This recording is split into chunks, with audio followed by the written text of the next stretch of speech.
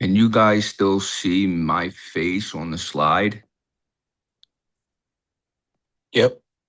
Okay, perfect.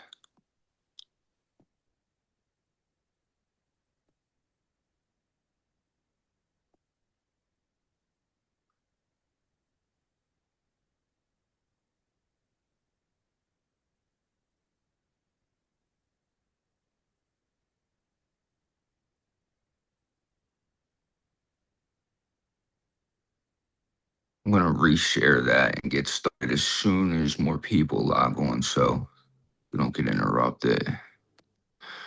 Hey, well, What's up, Tom? I'm glad you can make well, it. yeah, man. I'm glad I am too. I'm gonna be taking it on the road in the last half hour, so I'll turn my video off, but I'll be listening. Good, good. I was just telling everybody that was here previously, we have about like 10 modules, roughly around 72 to 73 slides. Um, Wow. I'm gonna record this as well, so whoever wants the recording after the fact, just reach out. But the school community is going to have every slide that I talk about inside of it. This way you guys know.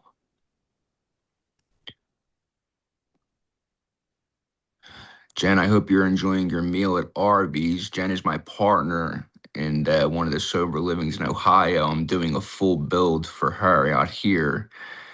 And at the end, I will talk about what a full build is and how you could partner with Steps to Living and stuff like that. There's three different ways to with me to build this thing all out.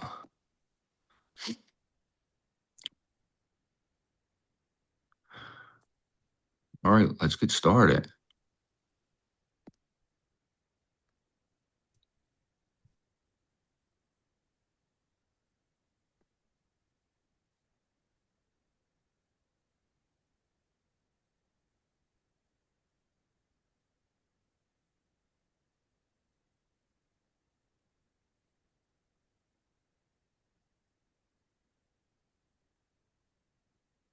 And get back to this.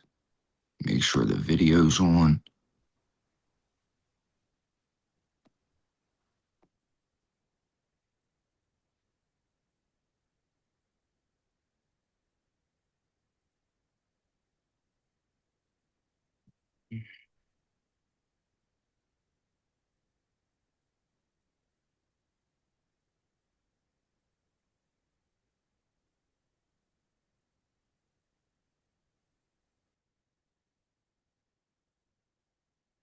Mhm.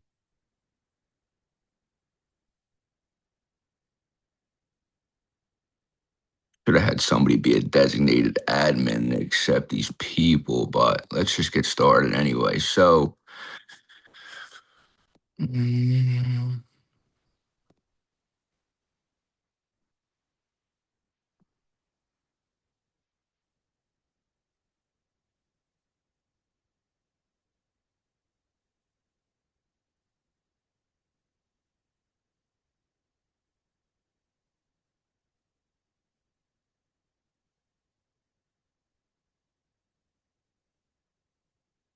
trying to see in the settings to where people can just automatically join. All right, anyway, so welcome everybody. Thank you for coming out and learning what a sober living is all about. Little bit of background on me. My name is Will Burke. I am in the sub 2 community. A lot of people in this community are from sub 2. Um, I've owned and operated sober living starting roughly back in 2015. I was working in the behavioral health, mental health field. Um, and I was getting clients that were coming in and then going home to sober living. And I was asking myself, these people are not going back to their families or their wives or their kids. So long story short, I started to learn about the sober living model. I paid somebody ten to $15,000 to learn the sober living model, how it generated income, and everything that I've incorporated into these slides today is what I took from it and what I know now from trial and error. I did lease properties when I started back in 2015 through arbitrage, but then I lost roughly 8 sober living homes.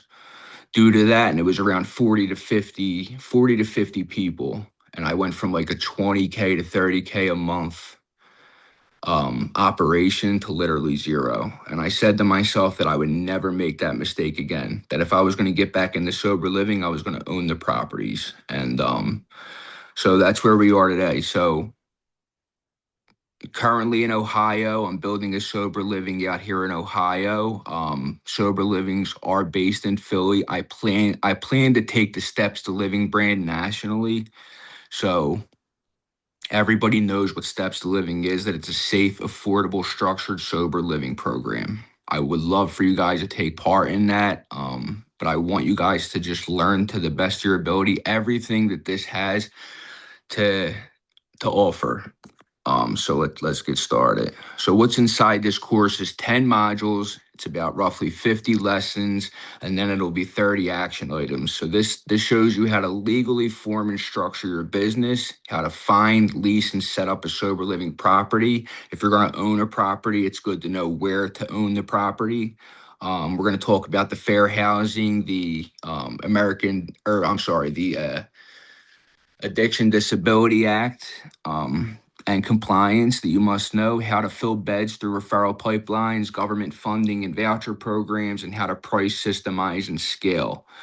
So who this is for, it's for first-time operators starting from scratch, current operators who want to fill beds faster, real estate investors exploring recovery housing, and anyone who wants to build something meaningful. So the business foundations. Let's talk about what sober living really is and isn't. For profit versus nonprofit, an LLC setup, BIN and banking, insurance liability, property and more, and then zoning and compliance basics. So, what a sober living really is and isn't. A sober living home is a private, peer supportive housing for people in recovery. It is not a treatment facility, not a halfway house. And I will be able to differ between the two right now. So housing is really a single family home, and it's basically all you need is a certificate. You do not need a license. With a facility, you'd have to get clinical services, which is staff, nursing, therapist, and you have to be licensed. So that's to differentiate the categories between housing and facility. This distinction is going to shape your legal exposure, marketing, and your pricing. So it's important to get that right from day one, whether you're going to be a facility or a house. For profit versus nonprofit. So the myth that nonprofit means more legitimate it just needs to go, right? I'm not going to say needs to die. It's pretty dramatic, but it needs to go. So some of the best run programs are LLCs. I've personally formed an LLC. My property's safe, affordable, and it's structured right to where there's systems and operating procedures in place to where if I had to leave, the operation can run on its own. But LLCs, so for profit, it's a fast setup for control, full control, clean profits, and nonprofit, it's grant access. You need to have board members. It's also a big wait time for the IRS. It's about at least 3 to 6 months out to get a nonprofit started. Most operators should start as an LLC, validate the model, and then revisit later on down the road when you have people in place, you have a business in place to visit the nonprofit method. But again, structure doesn't determine quality, operations do, and we'll get into that later on. But LLC setup, BIN, and banking. This is big. It's the beginning of your business.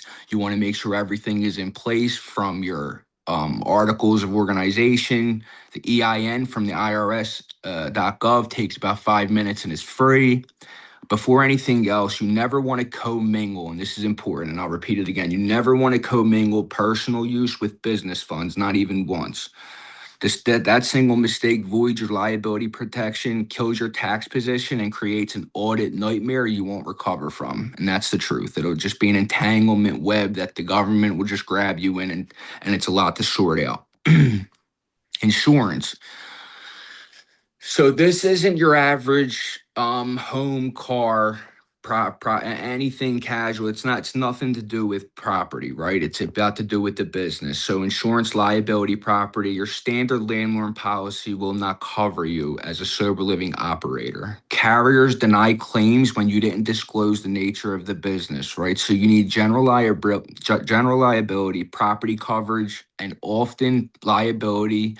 And believe it or not, God forbid this ever happens to anybody's operation, but it's the truth and it's just gotta be known. But abuse, molestation coverage, right? Sometimes it happens. We have to cover our bases.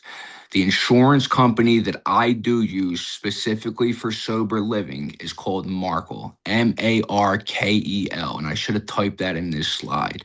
Markel will give you riders for specific things like abuse, molestation. It'll give you physical abuse, verbal abuse. There's different riders within Markel that'll cover you from A to Z. Just please don't go to your personal auto guy. Don't be going to State Farm or any other insurance carrier for your sober living business. Zoning and local compliance. This is big, right? So back in 1985, Congress passed what's called the Fair Housing Act. People in recovery are a protected class. Local zoning cannot discriminate, but that doesn't mean governments won't try, right? Before signing on a property, call the planning department, ask what's permitted. I'm here to tell you that if you're going to be opening single family homes, in most states, let's say 48 out of 50, and I'm gonna try and fact find that later. We are protected. They cannot legally evict people that struggle with substance abuse or alcohol abuse under the Fair Housing Act and the ADA. We are protect. That's a protected class. Nobody can come in and evict anybody that struggles with a disability. So we don't ever have to worry about that. That paper trail is your defense if you ever have to face a cease and desist. I never had to face a cease and desist. I've known people that have sober livings that had to face a cease and desist, and 9 times out of 10 it gets thrown away because you can just say they were targeting people with disabilities and that's it. But your real estate attorney will take care of that as well as any other attorney. So the action items for module one: register your business entity, open a dedicated business bank account, whether it's Relay, Found, a business. I would go with a credit union. Verify zoning approval for your property. Again, we can do RS5 single family, make sure it's 4 to 5 bedrooms, and make sure that there's a bathroom for every 2 bedrooms. Is everybody with me up until this point? Okay. Module two, property and setup. Choosing the right property matters, right? Lease versus own, what actually works. Furnishing efficiently, bed count optimization, house rules and structure. Choosing the right property. Location drives occupancy more than anything. We need residents to be able to have access to public transportation. We need residents to be able to have access to AA or NA meetings, whatever fellowship they choose. But most importantly, we need residents to have access to temp agencies. We need residents to have access to, what do you call it? I said public trans meetings. There was another one, temp agencies. Yeah, that's it. We need to make sure that they can be able to get around without a car.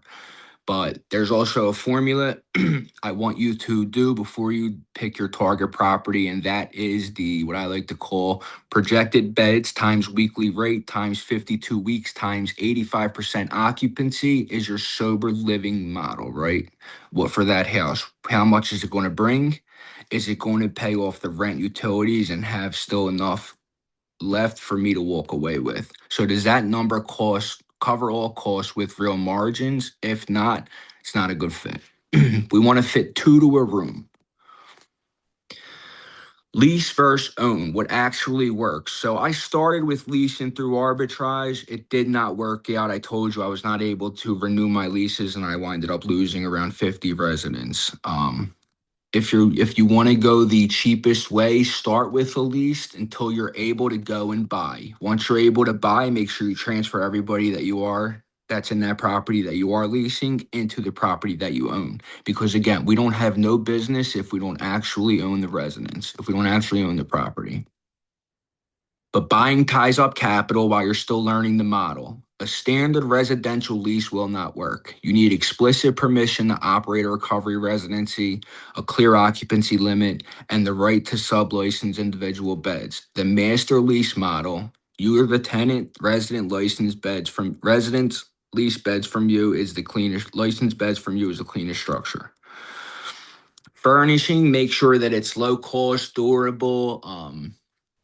There should be mom and pop shops, Facebook Marketplace. We want to make sure that they have what I like to call memory foam beds instead of springs. We want to make sure that it's comfortability because at the end of the day, what's going to stand out from our sober livings against everybody else's is the quality of the beds, the quality of the house, the quality of the people, the quality of the structure, right? Whenever somebody, God forbid, relapses, they're always 9 times out of 10 going to say they want to come back to Will's house. They want to come back to Chris. They want to come back to Tom's house. That's exactly what they, and we want that. We do. We want that. Don't buy cheap furniture that's going to break down 3, 4, 5 months down the road. It'll never work. Same thing with appliances. 4 or 5 months down the road, they break it. They break down. You're winding up coming out of your reserve cost to fix them things.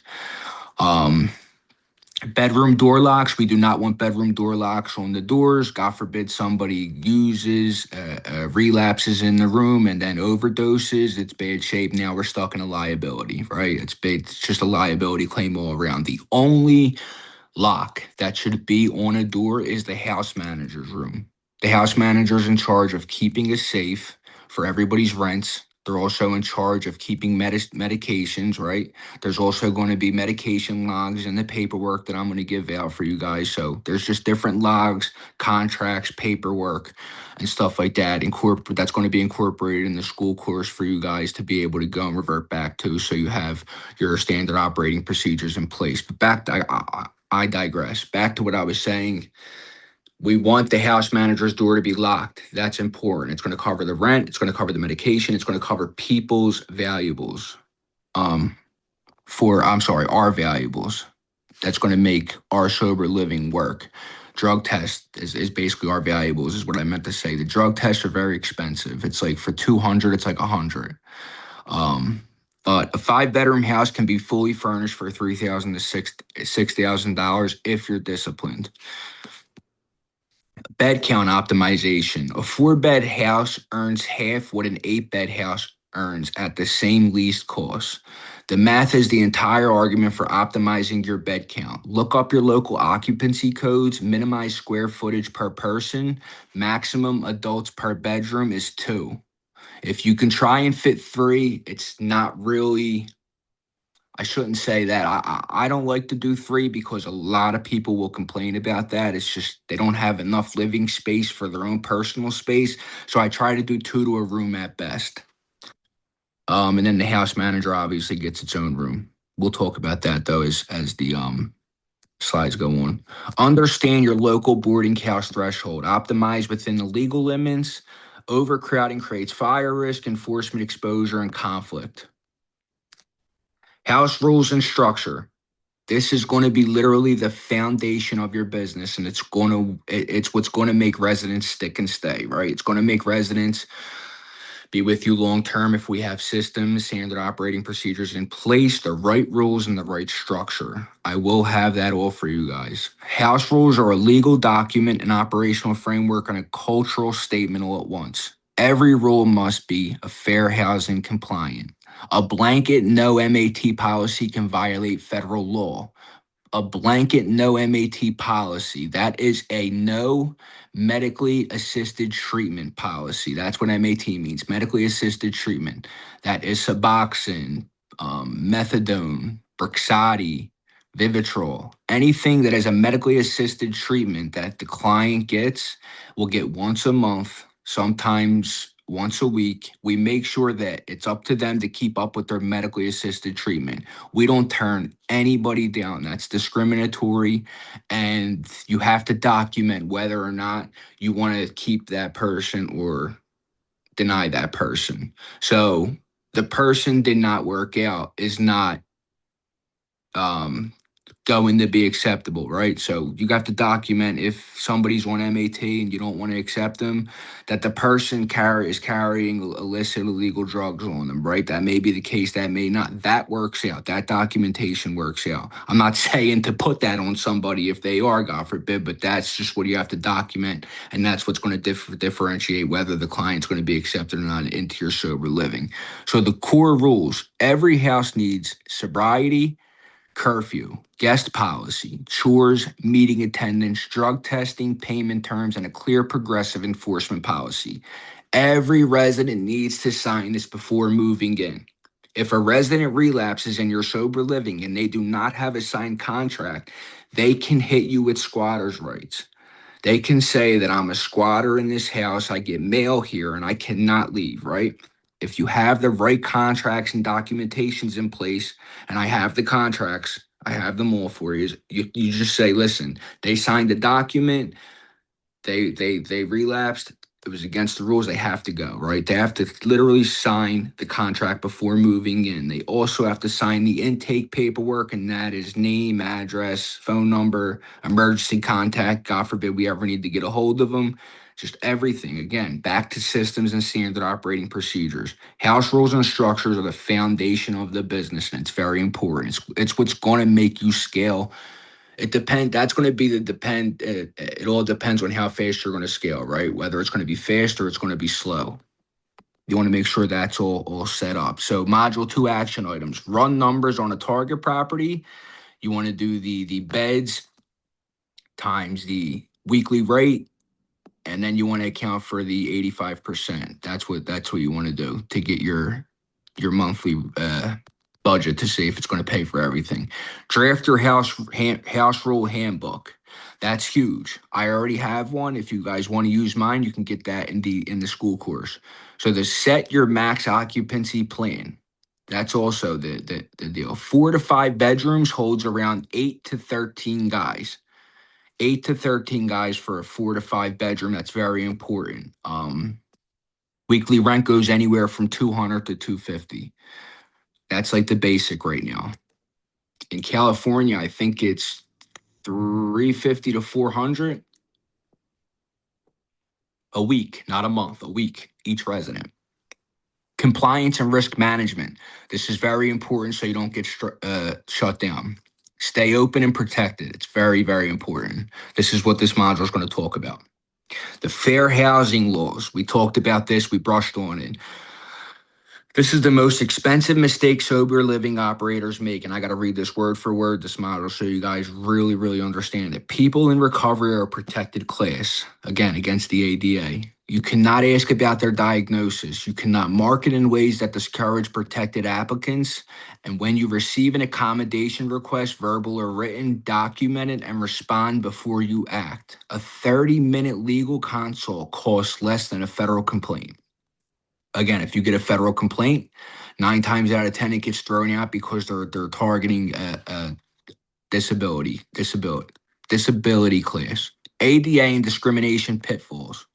We talked about this prior. A blanket no MAT, medically assisted treatment policy, is increasingly likely to be found discriminatory. Buprenorphine and methadone are FDA-approved treatments. Document every intake decision with a clear, non-discriminatory reason and applied consistently. Didn't fit the program is not documentation. Applicant disclosed current illegal drug use at intake, that is. So the difference between those two sentences could cost you literally everything. Again, documentation is very, very important. So state certification versus non-certified homes. State certification versus non-certified homes. Most states don't require certification to operate, but should you pursue it anyway? Yes, for 3 reasons. Treatment centers prefer certified homes, some funding programs require it, and the certification process forces you to document and improve your operations.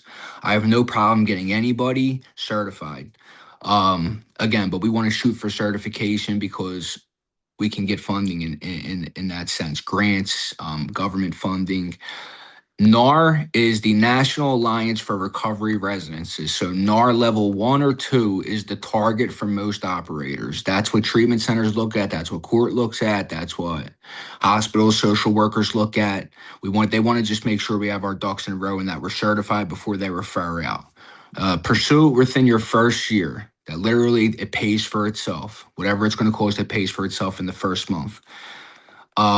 Drug testing policies. You have the right to test as a condition of residency, but your policy must be written, disclosed at intake, and applied consistently.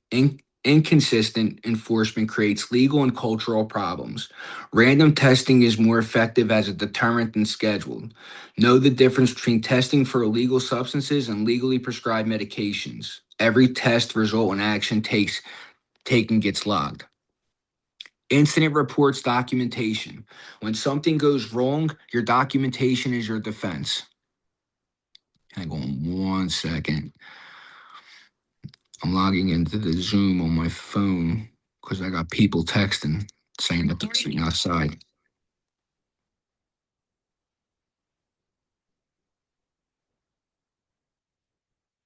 Okay. So, every relapse, fight, medical emergency, theft, or 911 call needs a written incident report within 24 hours. Described observed behaviors, not conclusions. Resident appeared unsteady with slurred.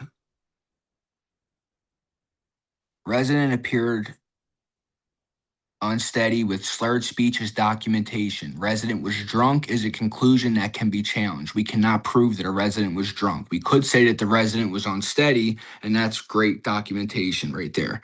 Reports filled consistently also reveal patterns you can fix before they escalate. That is important, especially if you're going to be certified and licensed. Reports filled consistently also reveal patterns you can fix before they escalate. You're already organized, you're right to the point, you have your standard operating procedures in place, and you're documenting everything. It's very important. So the action items: create fair housing compliant intake forms. I do have them. They will be also in the school course. Build your incident report system. Draft resident agreements. Operation system. Make the house run without chaos. This module is going to talk about daily operations checklist, house manager role and pay structure, chores, meetings and enforcement, conflict resolution system, and handling relapses and discharge.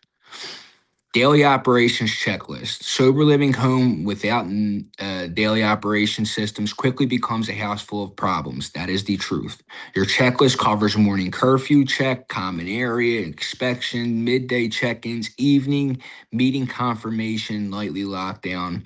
Basically, what that entails is a bulletin board with your chore list, the curfew, meeting attendance, everything that the clients can fill out on what they did throughout the week so the house manager can review it just to make sure that they are staying compliant within your sober living and they're doing what they need to do to set them up for success.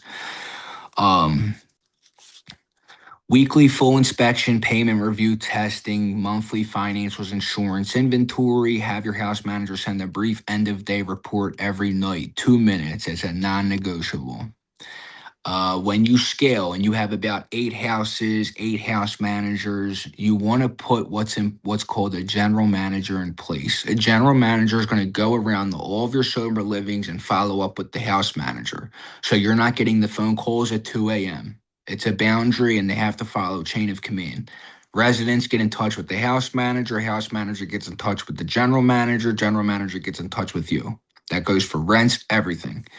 Now, I'm not saying don't ever pop into your sober livings because it's great to know that the owner cares. Pop in once, twice, 3 times a month, however often, just to make sure that they know who you are. You never want a sober living where, God forbid, the state comes out or the city comes out or a treatment center comes out and they ask who you are and they have no idea, right? So, a sober living home, non-negotiable. We're right here. House manager role and pay structure. Your house manager is your most important hire. Usually, give them a rent break if the house pays 200 a week. The house manager gets 100 a week. That's what I usually give them. They're very grateful. They're modest and humble about it. They want to do right by you. Three compensation models: rent reduction, what I just talked about, a stipend, cleaner, legally, or hybrid. I never went the stipend model. I'm gonna be completely honest with you. What I did was usually just a rent reduction. It's easy. It's by the book in our sense for operating single family sober livings. But whatever you choose, get it in writing. Red flags: under 6 months sober. This is talking about promoting house managers. History of conflict with authority, inability to hold boundaries consistently. The resident as house manager model can work, but document the role clearly and have a backup plan. I do have the house manager contract in place for whenever anybody's ready to promote. Chores, meeting, and enforcement. So structure is therapeutic in early recovery. It's backed by research. It's what gave me success early on. It's what really catapulted me into having multiple sober livings was the structure. It's very important. It shows the resident that you care, even though sometimes they'll go against the grain and bend the structure. It's very important to show that you do care, right? That's important. Apply the rules the same way every time to every person. Residents in recovery respond better to clear, consistent accountability than inconsistency. Conflict resolution system. Conflict is inevitable when you house multiple adults in early recovery. When conflict is reported, separate the parties, cool down, then within 24 hours have separate private conversations with each side, document both. Propose a resolution, mutual agreement, or behavior contract. The house manager's job is never to take sides, ever. When that happens, it'll affect the whole house, literally. Once your manager has a reputation for favoritism, your enforcement is compromised and it can bring down the whole structure of your sober living. I cannot emphasize that enough. If your house manager is not humble, if he's not showing empathy for everybody and he's only picking and choosing who he wants to do that for, your whole house can be wiped out. It's the God's honest truth. I've seen it happen. Handling relapses and discharge. How you handle a relapse defines your program's culture. Options: immediate discharge, step down the detox, or a tiered response. When somebody relapses, what we do is we refer them to a higher level of care, whether it's back to treatment, whether it's back to the probation parole. We always make sure that we refer out rather than just kick them out and say that they're discharged. We never want to say, listen, we're sorry, you didn't follow the rules, you relapsed, you have to go. It's not how we operate. And it's honestly, it really, really makes me upset that there are people in sober living that do that. But again, we're not going to go there. We're going to make sure that this is safe, affordable, and structured. I really, really care about this, guys. I cannot emphasize this enough. I want everybody to be able to live in a safe, affordable, structured, sober living because this is the only business where we save lives. It's the only business that literally is a call to action to save lives. That's why it's very important that we have all of this in place, and it's taken me months to build this course right here.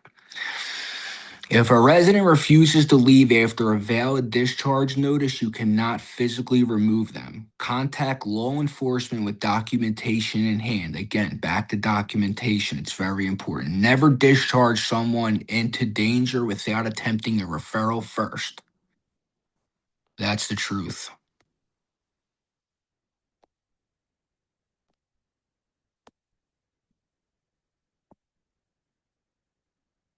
All right, action items. So we already have sober living established. We have the LLC, EIN. We have our fair housing laws compliance in place. We have our documentation sheets to document everything. Now we're hiring or assigning a house manager. This is when guys in the house have had 90 days to 4 or 5 months in the house, and we're picking our house manager. Create daily, weekly schedules. Build your enforcement policy. It's all in the contracts. It's all in the paperwork. Client acquisition, where our clients actually come from, partnering with treatment centers, detox IOPs, and PHP referral strategies. IOP is what's called intensive outpatient, and PHP is called partial hospitalization. So I'll explain the latter real quick. Detox, rehab, partial hospitalization, where they go to program for 5 days a week, typically 3 to 4 hours to maintain and keep up with their aftercare therapy. while they're in PHP and IOP, they are in our sober living. So we always want to make sure whoever is in partial hospitalization program or intensive outpatient program that they're following up and keeping up with their therapy. It also gives the treatment centers a green light to let them know that we know what we're doing.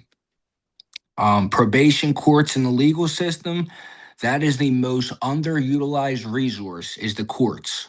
We get most of our grateful, motivated clients coming from the courts, literally.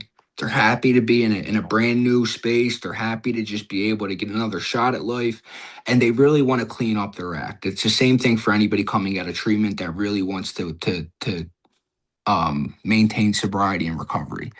Facebook groups, local outreach, Google. If your business is not on Google, it's basically null and void. Families, the first thing they do, or treatment centers, the first thing they do when they need an aftercare resource or a family needs to place their loved ones because they just can't come back home after treatment, our sober livings have to be there.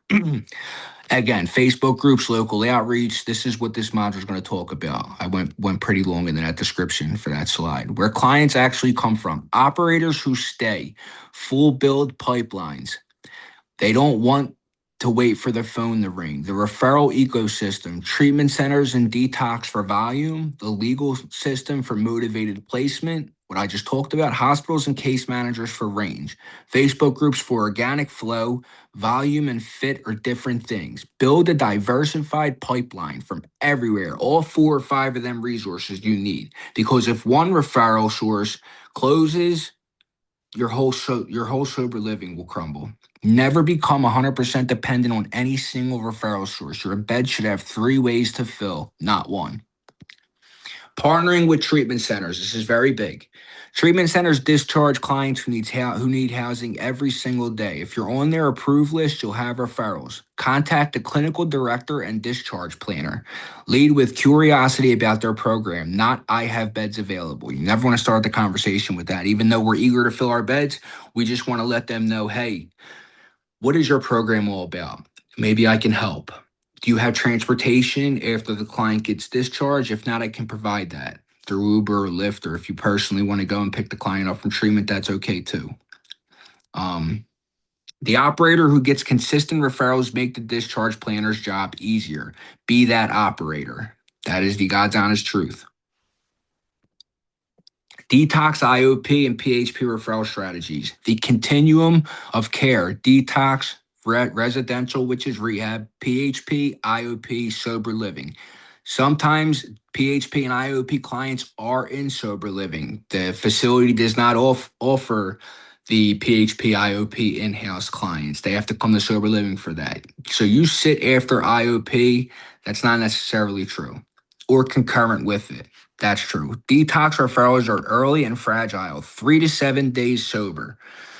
IOP and PHP referrals are your best bet. They're usually a 30 to 60 day clients. They've had some time under their belt, and there's a psychology behind all of this, right? It takes 30 days to break a habit and 90 days to change your train of thought. That is why a client with 30 to 60 days is more likely to stay than a client that's coming in with 3 to 7 days sober. But again, we don't discriminate. We just try and help. Position your house as their housing partner. Get a release of information signed early so you can communicate freely. So I came out to Ohio about 3 weeks ago. The first thing I did was on the way up here, start calling referrals, courts, treatment centers, hospitals. And I let them know that I have sober living in the area. This is how I can help. Are there other ways I can help you? Is what I've always asked. I've always been of service. I did presentations. I let them know what the sober living was all about through bulletins, contracts, everything else. They now know that I'm structured, and we now have people coming in. Probation courts and the legal system. This is very important. The legal system is the most underused referral channel in this industry. I just said it. When someone's housing is a condition of their freedom, they are extraordinarily motivated. Call your county drug court coordinator and adult probation office. What they need from you: residency confirmation letters, drug test reporting, and discharge notification. Build a clean paper system for legal clients. It goes a long way with the parole officers and the probation officers. And what they do is they go to court and let the judges know that we are stipulating this client to Will's sober living or Tom's sober living, Chris's sober living, Jennifer's sober living. This is what they're going to say. It works well. And they pay. Sometimes we get government vouchers through that. Check in proactively when clients are doing well. Facebook groups and local outreach. There are families searching for sober living in your city right now on Facebook. At AA meetings through their pastor, join local recovery groups, participate genuinely, not as a marketer. Answer questions, share resources, respond when someone asks for housing options. Don't spam. The recovery community has a finely tuned radar for people in it for the wrong reasons. They will sniff it out if they know you are about to advertise anything that has to do with you. We want to just make it all about the them, right? We want to just make how can we help? What can we do? Show up consistently as a real resource and the referrals will follow. So the action items, build a referral contact list of 20 sources. You want to do this before opening up your property. If you know you're going to buy that property or if you know you're going to arbitrage that property, you want to build a referral contact list of 20 sources before you do it. So you have your pipeline getting ready to come. You can always set the discharge or the date you're receiving the client 30 days or 60 days after you get the sober living running so that you know that you have them coming in. Create your intake funnel. This module is going to talk about government and funding streams, the continuum of care programs, county vouchers and housing assistance, working with treatment center case managers, grants versus guaranteed payments, documentation needed to get paid. So, continuum of care programs. The COC is a HUD-funded, locally administered network that opens referrals and voucher funding for housing providers. Find your local lead agency at HUD.gov. They want a stable business, a compliant property, proof of insurance, and a documented intake process. The referrals require HMIS, data entry, and reporting. It's longer term play, but start building the relationship now. This call is worth making this week. Government's continuum of care payments are usually around 6 months to a year out from opening up your sober living, sometimes shorter depending on the county and state. County vouchers and housing assistance. Many counties operate short-term housing voucher programs, 30, 60, or 90 days. They can pay up the rent from 1 month to 3 months for a client. That pay housing providers directly. Call your county Department of Human Services or Behavioral Health and ask what programs exist for people in recovery. Getting approved typically requires your business docs, insurance, and a property inspection. Factor in 30 to 60-day government payment delays before you rely on this for cash flow. Always rely on the resident paying first. Working with case managers, work with the social workers at hospitals, case managers for treatment centers and county offices, and their job is to find housing for their clients. If you have a strong case manager relationship, your beds stay full. How to build them? Visit in person, confirm placement same day, follow up with emails, proactively communicate when a shared client is struggling. Anybody that refers you a client, if a client is struggling or they, God forbid, relapse, they go back to that person. It creates a hand-in-hand dynamic. Most providers only call when something goes wrong. Be the one who calls to say your client just got a job. That is remembered. I always make sure I do that. I call the case manager, hey, so-and-so just got a job. They're happy to hear. They're happy to be updated. Again, so-and-so's struggling. It may not be a good sign. Refer back. Grants are competitive, slow, restricted in use, and non-renewable. Build your operating revenue on guaranteed payment streams, county per diems, probation allowance, continuum of care vouchers, private pay, then pursue grants as supplemental funding for specific one-time needs, a vehicle, furniture, training, whatever have you. Operators who build their budget around grant income that disappears gets into serious trouble. Guaranteed money always first. You want 3 different income streams. Residents paying, government continuum of care paying, vouchers, grants, 3 different streams always. Documentation needed to get paid. Government programs don't pay on trust. They pay on documentation. Again, documentation is very important. Every bed night with a funded client must be documented. Really, what you need is a signed intake, an admission date, residency confirmation letters, bed night logs, that's just saying that they were here on time for curfew, drug test record, incident reports for funded clients, and discharge summaries. Missing documentation will not get you funded. The number one reason the operator does not ever get paid. Build the system before your first funded client arrives. So, for this module, contact your local continuum of care lead agency, register a housing provider, and identify 5 case managers and schedule calls. You want to do that once you're roughly around 1 to 2 months into your business. Pricing and profit strategy. This is the weekly model versus monthly model rent, private pay versus funded clients, the upsells, transportation and programs, cost control, the biggest leaks, scaling from one house to multiple. We're actually moving along in a reasonable time. I thought this was going to be longer. But weekly pricing lowers the barrier to entry, matches most residents' pay cycles, and fills beds faster. What that means is instead of saying to a client that comes in the door, hey, listen, welcome to Will Sober Living, it's going to be $900 a month. It gets them frazzled. It's a high amount to come up with. You break it down on the weekly, it's I can afford it, okay? 200. I tell them 200 to 250 a week is the rent. They can afford it. 9 times out of 10, the temp agencies that I'm affiliated with, again, we want to make sure the properties around temp agencies. The temp agencies that I'm affiliated with pay anywhere from 13 to 15 roughly in most states. That gives us the 250 rent with a couple hundred left over so that they can live for the week or save, whatever they want to do. But recommendation. So start weekly for new residents, then offer a slight monthly discount after 60 to 90 days of consistent payment and compliance. It rewards loyalty and improves cash flow. When my house is typically filled and it's around the 4 to 5 month mark of opening and I'm at like a 90% occupancy, the ones that consistently pay, I will say if you pay monthly, I'll take off $50. So instead of 800 a month, it's $750. That small $50 increment is huge to them. They'll pay monthly. So it typically ranges from 1 to 250 a week, 800 to 1500 a month. Private pay versus funded client. So a private pay, clean cash flow, not no documentation requirements, full intake control. It's usually the fastest method. Funded, reduced collection risk, direct payment and documentation burden, dependency risk.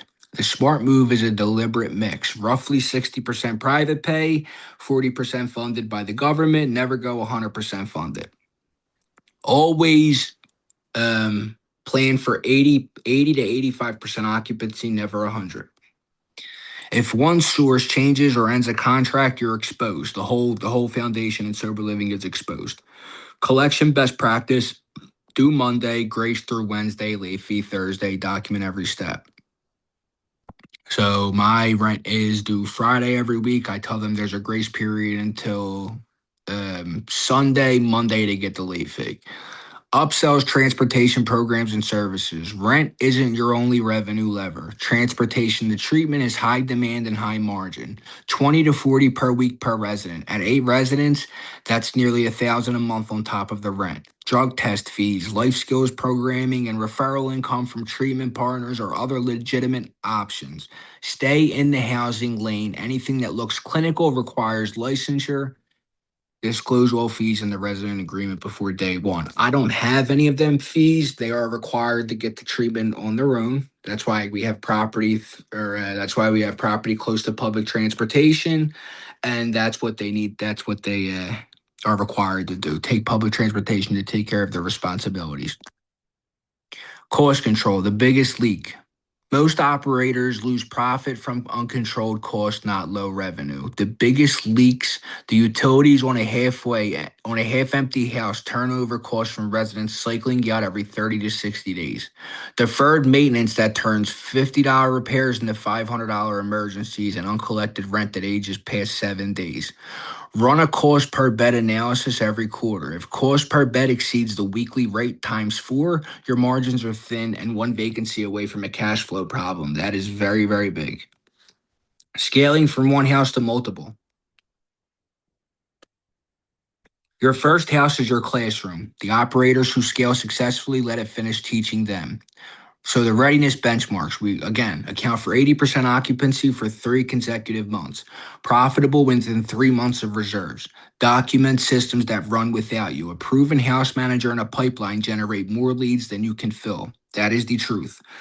Turning away tenants regularly is your clearest green light to open house too. When you're in a position to funnel between residents, the ones that have money and the ones that don't coming in the end, when you're full and you're operating at a frequency of staying full, then you can, once you have 3 months reserves, get the green light for house too.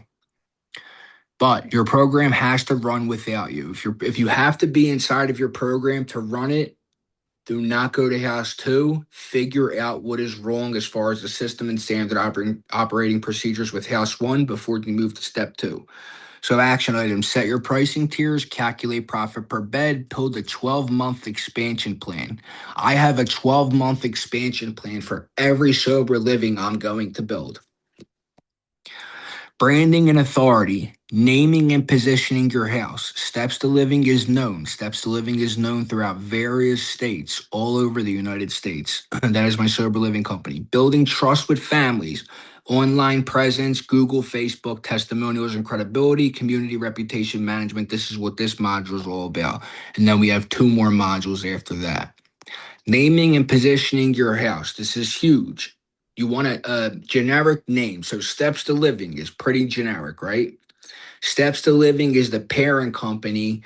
My house in Ohio is called Mentor Serenity Haven under Steps to Living, right? Very generic. Once you look at Steps to Living, all of the houses that Steps to Living has is what we have to offer. Hopefully, we get a house going in every state. That is the goal. Your house name is the first impression before anyone speaks to you. Strong names are professional, memorable, and don't sound clinical. Know your positioning in one sentence: who you serve, what makes you different, what outcome you deliver. We operate structured, certified recovery housing for men and women focused on employment and long term integration. That sentence tells a referral source everything in 15 seconds. Write yours this week. So, Steps to Living. There's certain steps you have to take in order to live. That's what that's about, right? That's the whole thing surrounding my name of my LLC. These men and women have to come in and they have to take certain steps in order to live a fulfilling, productive life. Build trust with families. Families are often the decision maker and sometimes the payer. They're terrified the operator who earns their trust wins the placement. There has been times where I had to be a what do we call that? I'm having a brain freeze. I forget, but I had to go into families' homes and I had to literally tell them, um, this is what is at stake for your son, your daughter. This is what they need to do, X, Y, and Z. And I walked them through the treatment phase and I walked them through the sober living phase, gave them my personal number, told them I'll be in touch with them every step of the way. Whatever their child needs, we will accommodate. They will pay. They will pay monthly. These are the families that will pay monthly for their clients. But be honest, if your house is the right fit, say so and refer them elsewhere, right? We don't want to take on anybody that we're not representing ourselves, right? That our sober living isn't representing ourselves. That act earns more trust than any sales pitch. That's the God's honest truth. Be responsive. Return calls same day. I always do. I never mess around with that when it comes to a family member. That is my number one priority, is to always get in touch with the families the next day or right on as soon as they call. Set confidentiality expectations at intake. Even the people that pay me to consult, I always answer them first, right? Not first, I mean immediately. If I'm on a call, it's always a text, call you back 5 minutes. It could, God forbid, be something with a client in one of their houses that they need help with, God forbid, an overdose, anything. I'm always on call, always. Um, Ask families who've had a positive experience to refer others. Again, word of mouth is going to be your biggest referral source. That blows any other marketing strategy out of the river. Is your word of mouth. Online presence, Google, Facebook. I don't really need to go into this. All I need to say is set up your Google business profile, your Facebook ads, anything that you need to do to target the your general audience. Fill in every field: name, address, phone, hours, category, descriptions, photos of the house. There is AI today. AI can give you a brochure of your house in literally 3 seconds. And then you just email that in an ad or to whoever. Testimonials and credibility. Social proof is one of your most powerful tools, and most operators never use it deliberately.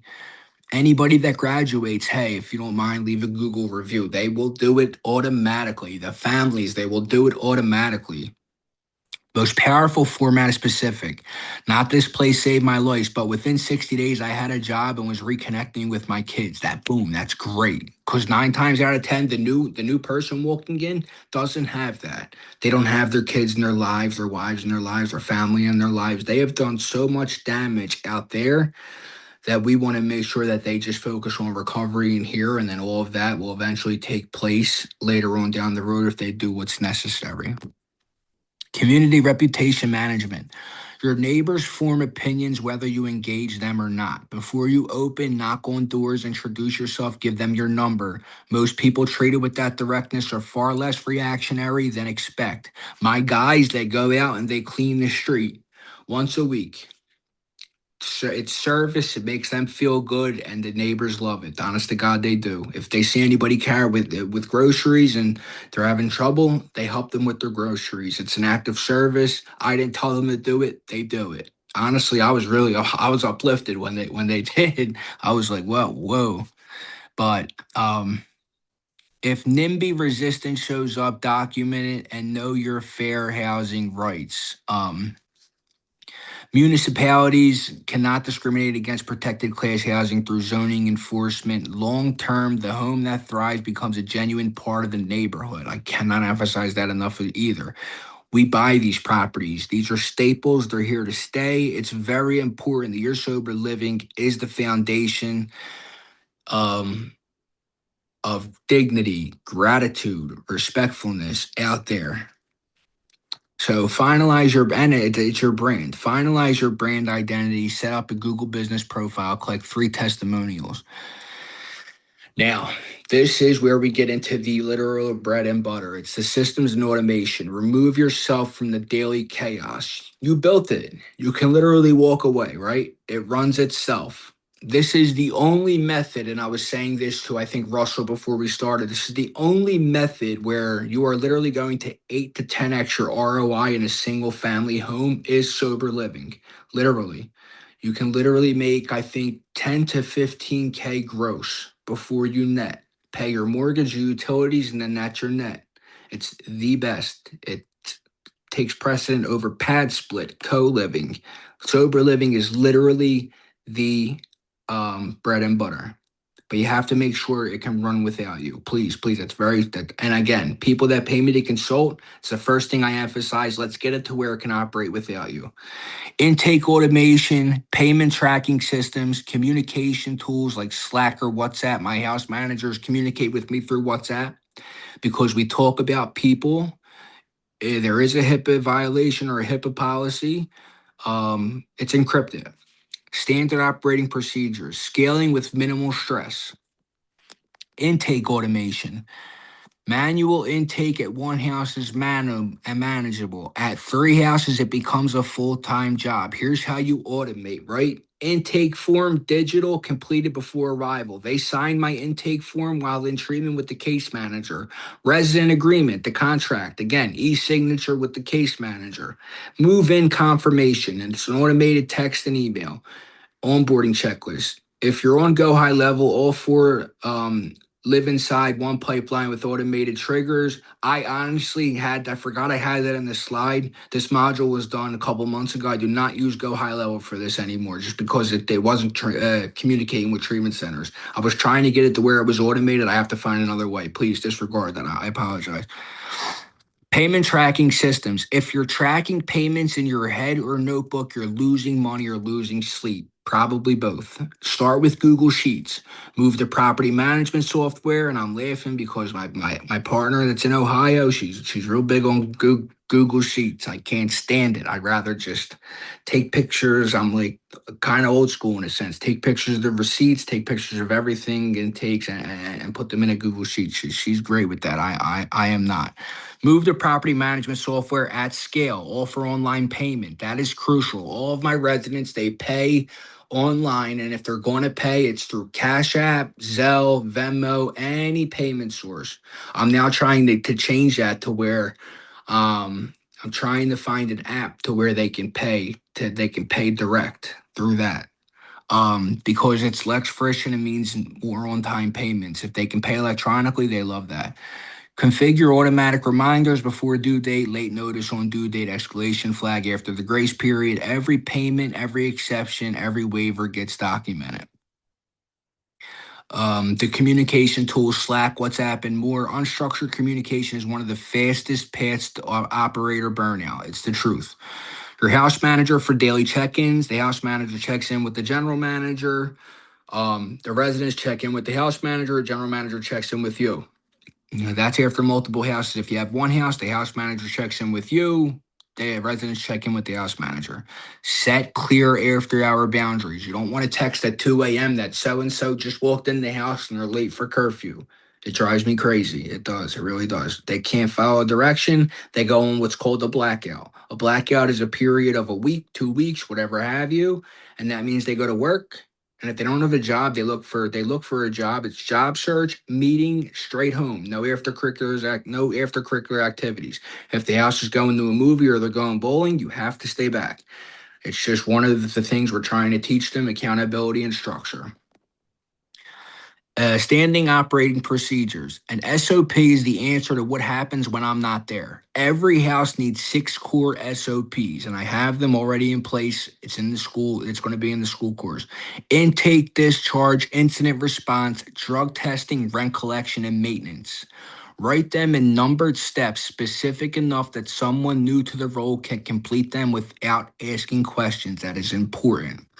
Build the intake SOP first. Store them where your house manager can access them. Review quarterly. Update whenever your process changes. Scaling with minimal stress. Now, we have a house, it's full. The operations hands off. We're going to house two. It's full. Operations hands off. Three. It's a system. It's a well systemized house that requires 5 to 10 hours of your active involvement per week. Everything else runs through SOPs. Your house manager and automation stack. Before opening house two, run this audit. Or house three, four, five, run this audit. Can your current house operate for 30 consecutive days without your daily involvement? If the answer is no, that gap is your only job right now. Close it before you expand. I cannot emphasize that enough. Please close it before you expand. If the house can run without you, you're doing a great job. Build your SOP document library. Set up payment tracking systems. Automate at least one intake step. Now, the last module, and I thank you all for hanging in there. Scaling to multiple homes. When to open your second house, funding expansion, hiring staff versus promoting residents, centralized versus decentralized management, exit strategy, sell or scale. My biggest goal is to have steps to living in all 50 states, kind of like an Oxford house, but 10 times better. I have a personal what do you call it? A personal thing with Oxford House. Just back when they were operating in Philadelphia, it didn't go well for them. They're just not allowed to operate anymore in Philadelphia. I don't know if that's national, but I do know it's something that I've strived and prided in my business is to make sure that everything is safe, affordable, and scalable, and that people literally remember steps to living all 50 states. And then my goal is to eventually exit, sell the company. So when to open your second house, fund the expansion. I went through all of this. When to open your second house. Most operators open house two too early, and both houses suffer. That's very important.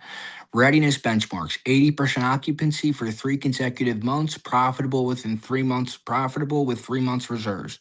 Documented systems that run without you. A proven house manager and a referral pipeline generating more leads you can currently fill. That last signal, turning away referrals regularly, is the clearest green light. For house two, stay in your market. Rebuild nothing you don't have to. Stay in your market. Focus on house one. Once it can run without you and it's been full for 3 consecutive months, house two needs to happen. There's going to come a time where you have 5 houses in an area and you have a waiting list. You want to take on the world, I understand. Just make sure that you open up house 6, 7, 8, 9, 10. If all of them have the standing operating procedures and systems in place, and you can step away. You want to take your wife or kids on vacation, the house is running without you. Funding expansion, financing options for expansion, retained earnings, no debt, business line of credit. I spoke with a future sober living operator early on in the week, and they were talking about CDFI financing. I think that is fantastic. Personally, I wish they had CDFI financing in all 50 states. They probably do. I just don't know many. But once I do, I'll have them documented in a again in a spreadsheet for us to revert back to in the school course, or a master lease with purchase option. What every lender or investor wants: consistent occupancy, clean financials, documented systems, and evidence you understand the risks. Have it all ready before you approach capital. That's the truth. Hiring staff versus promoting residents. External hires bring professionalism but lack lived experience. Promote residents brings credibility and peer connection but are still in recovery. That's the first thing I do. I don't bring in professionals, I hire promoted residents from within. It brings the credibility. They have the experience behind them from living in the sober livings, and their setbacks affect your operation, right? When to hire externally, you need credentials or you're in a new market. When to promote, long tenured resident with demonstrated stability and leadership. Whatever you choose as you scale, get employment documentation right. Federal and state labor law applies to compensated roles. That is if you're going to be hiring staff instead of promoting residents. Centralized versus decentralized management. Unified, I operate off centralized. Unified SOPs and policies across all houses, one administrative hub. House managers execute the system. Works for fast and scalable compliance consistency. Decentralized, house managers have operational autonomy within core standards, higher engagement, more local ownership, more recommendation for 2 to 4 houses. Hybrid. Non-negotiables managed centrally. Everything else adaptable within documented parameters. Beyond 5 houses, centralized. You can't monitor decentralized autonomy at that. That's why I say I stay centralized. Exit strategy: sell or scale. Man, I don't know. I don't know when the time is going to come to where I stop scaling and I sell. I haven't had that number in my head, but who knows? Well, again, once we get into the position of saving lives and you see that first light come on in somebody's head, that's priceless. Then you want to take on the world and save the world. So I don't know when to say stop or scale. I do know how to scale. I don't know when to sell. The decisions you make today either increase or decrease the value of what you're building. A well-run sober living portfolio has real transferable value. If we're leasing, we have no business. If we buy, we have a business. We have the brick and mortar, we have the residence, we have our phone number to sell, and we have the structure and SOPs, everything in place. So somebody can come in, they can handle the operation, know that everybody's in place to handle, and we go from there. If you can't step away for 30 days without the house struggling, your business isn't worth what it could be. Build for the exit from day one, even if you never plan to use it. That is the mindset we have to have. And I think as business investors and owners, that's an automatic mindset. We always build for the exit on day one, even if we never plan to use it. Action items: identify your next target property, build a hiring plan, create a 6-month expansion roadmap. Now, go and build it. I appreciate everybody for sticking with me through these modules. There are 3 ways to partner with Steps to Living and myself, and It is right here. So, Steps to Living, National Recovery Housing Operator, and I'll take questions right after this. The blueprint, that's the school course. I have the QR codes for each. Complete Sober Living launch system, state compliance and certification guides, licensing, zoning, and staffing templates, NAR standards and fair housing compliant. No GHL CRM setup for any of the tiers, lifetime access and future updates, and bonus one-on-one onboarding call with me. That is the school course. That's everything that we talked about in these slides in that school course. Monday, Wednesday, and Thursday, I'm going to have coffee hour from 10 to 11 in that school course. That's when operators are going to bounce ideas off each other. Who needs help filling beds? Who needs a resource? I just want that to be a community of operators that literally are striving to scale and have one idea in mind, and that's to save the next life. That's literally what I want in that school course. Tuesday, Thursday, or Tuesday, I'm sorry, Monday, Wednesday, Friday, coffee hour. Tuesday, Thursday, and Saturday, I will be in there to answer questions if anybody has them. And that's going from 6 p.m. to 7 p.m. I may even do more than that. I don't know, but it's definitely going to be a Q&A with me in there for whatever anybody needs. 90-day consulting, the accelerator. It's going to be 4,500 today and then 1,500 a month times three. Everything in the blueprint, site selection and zoning support, licensing and compliance navigation, referral network and discharge pipeline, weekly strategy calls and direct access, and operator community membership. I have literally three consultants. And then last but not least, the full build. I will build the sober living structure from A to Z completely for you. No matter it's one house, two house, three house, I will make it happen. Literally scale it for you to where you can be completely hands off. And that's just a one-time payment. The entity formation, property vetting, full licensing and state certification, staffing model, policy documentation, referral pipeline and discharge relationships, complete brand identity and marketing, and ongoing oversight retainer post launch. That's crucial. Just in case if you need beds to be filled, I will be there. So let me stop sharing the screen and then I will answer any questions.